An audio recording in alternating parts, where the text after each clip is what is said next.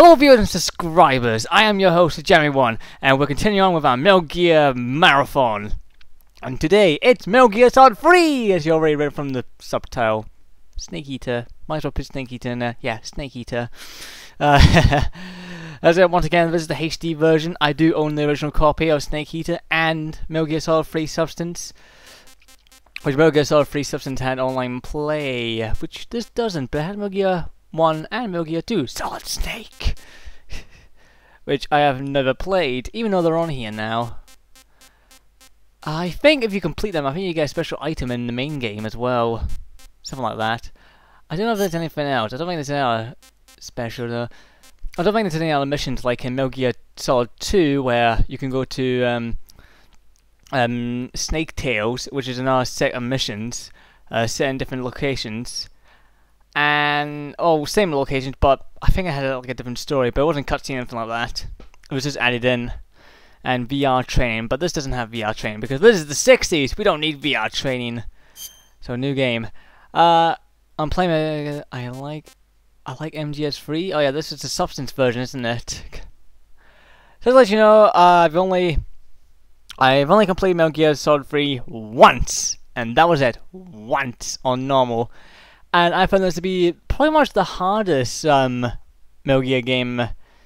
This is probably one of the hardest Metal Gears out there, at least to my experience. I found it the hardest. And I'm gonna say I like Metal Gear Solid 2 because there's you get a little surprise to start. I don't know what you get if you like Metal Gear Solid 3, but actually, no, I'll go for Metal Gear Solid 3 because I actually like Metal Gear Solid 3 the best, even though it is probably one of the more broken ones. And it's the most hard. Oh my god. Oh look, it's got Extreme and European Extremes from the start! You can only unlock Extreme and European Extreme on Metal Gear Solid 2, Metal Gear Solid 2 when you completed the game. As everyone knows, I got the Mammoth code name. Mammoth? Thanks, you bastards. And I'll go for hard. I'm gonna hate doing this on hard. I really am. I know all you saying, do this on hard, JammyONE. I can just hear it in my head. After the end of World War II, the world was split into two, East and West. This marked the beginning of the era called the Cold War. Yeah, thank you for that. Konami presents a Hideo Kojima game. Oh my god, run! Scream! Ah! Also, I think this game has the best story because it's a lot more simpler and it's not throwing plot twists every round the fucking corner. I'm not saying Metal Gear Solid 2's plot twists were bad, but it's just, if you put too many in, you're bound to lose track. Jim Ward, Brian Crumlums, James Mathis. Hello, Jim. Oh look, Foxhound. So yeah, over Pakistan, altitude 30,000 feet. Approaching Soviet airspace. Now, just to let you know, this game was released in 2004. 20 minutes to drop off. Commencing internal depressurization. Equipment check. Arm main parachute. All right. You ready to go? Drop zone still showing a high pressure mass. What is she doing working for the military? She should be in a fucking model. Yeah, she should be a model. What the hell?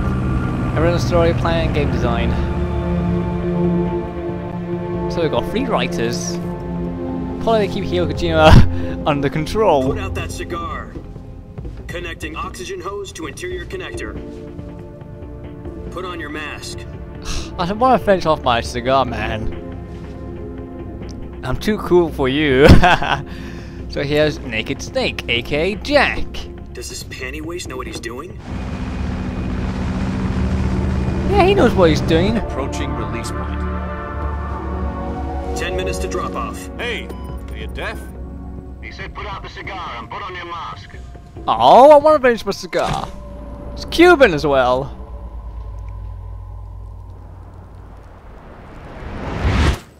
See, out. Are you happy now? Put on my silly mask. I look like a fucking insectoid. Depressurization complete. Checking oxygen supply. 6 minutes to drop off. Opening rear hatch. Okay. This game looks fucking amazing, even though it was only 2004. You know what else came out 2004? Driver Free.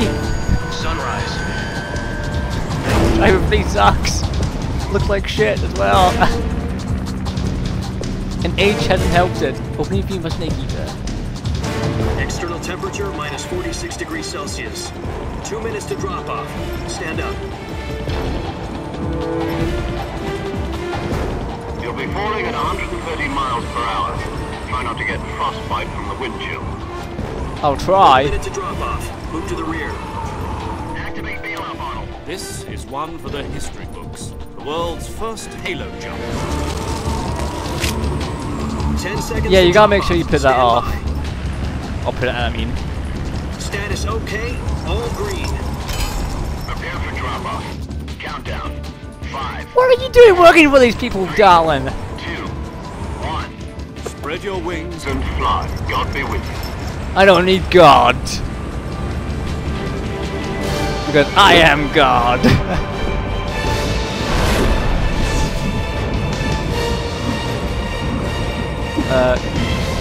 Now you're just showing off, Snake.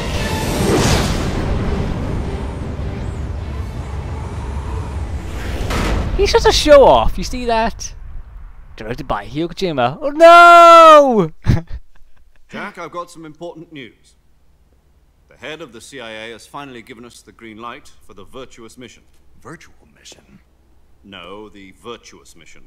The future of our Fox unit depends on it. If it succeeds, we'll be officially organized into a unit. Virtuous mission? Sounds like some kind of initiation ritual. You know, don't get cocky. This isn't a training op. Right. So what exactly is this wonderful mission? Well, about 2 years ago, a certain Soviet scientist requested asylum in the West through one of our moles. His name is Nikolai Stepanovich Sokolov. He's head of the OKB 754 Design Bureau, one of the Soviets' top-secret weapon research facilities, and the East's foremost expert on weapons development. Sokolov? Isn't he that famous rocket scientist? The very same. On April the 12th, 1961, the Soviets achieved the first manned spaceflight in history. The Earth was blue, but there was no God. Well spoken. The rocket that carried Yuri Gagarin to orbit was the A-1, known as the Vostok rocket. Sokolov is said to be the man most responsible for the multi-engine cluster used in that rocket. After Gagarin's flight, Sokolov left rocket development to become the head of the newly established Design Bureau. From a lowly technician to head of a design bureau, that's quite a success story, so why'd he want to defect? It seems he'd become afraid of his own creations. Afraid? As all scientists Call it a do. crisis of conscience. And for that, he left his country and his family behind and went over the fence? Not exactly. One of his conditions was that his family was also to be taken safely to the West. We used a mole to get the family out first, and succeeded in sneaking Sokolov over the Berlin Wall shortly afterwards. I was the one who conducted the operation. The security on the eastern side was still full of holes back then. Then what? We got Sokolov over in one piece, but the whole ordeal had left him exhausted, and we checked him into a hospital in West Berlin.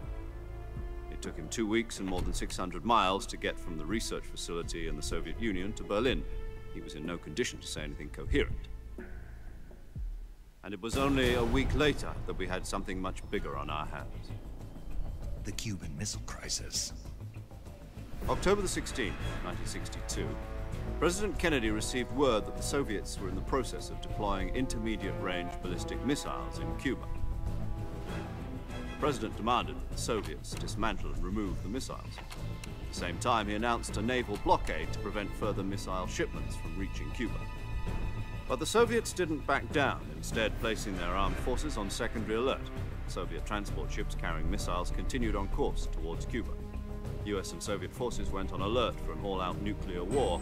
Frantic negotiations were conducted through the UN's Emergency Security Council and unofficial channels to end the hair-trigger standoff. Finally, on October the 28th, the Soviet Union agreed to remove its missiles from Cuba, and so the world avoided a nuclear holocaust. But in order to get the Soviets to pull their missiles out, we had to make a deal.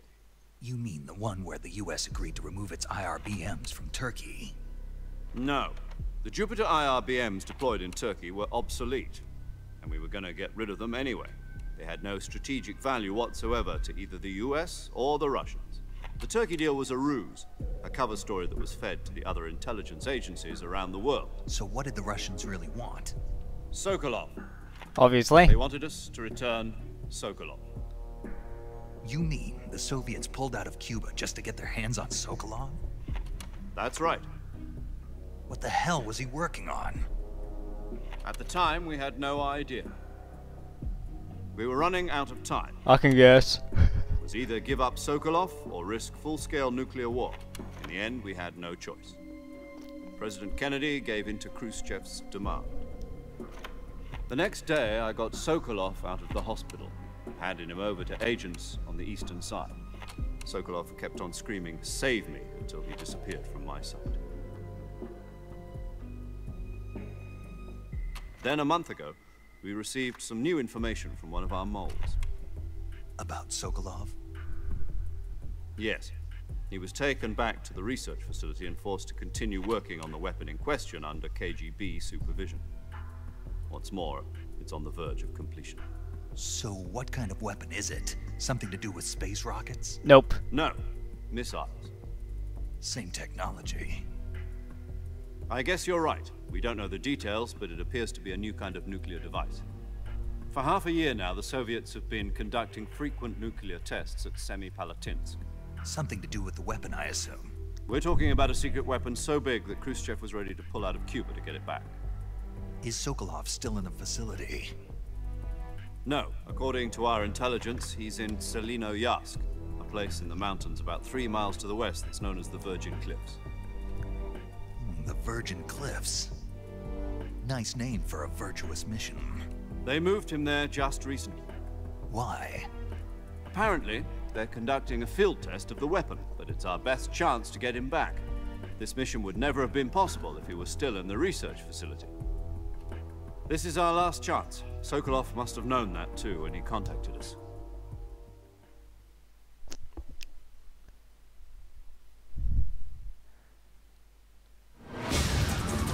Alrighty. There's actually another secret weapon the Russians were developing on. It was still secret. I think they kept it from public view for quite a while. The thing was only discovered by American satellite. It was a plane with short wings and jet engines on the front of the nose, and its design was to skimp along water. I forgot what it's called. Listen up, Jack. I know Your mission is to infiltrate Selinoyarsk in the Soviet mountains, ensure the safety of Sokolov, and bring him back to the west.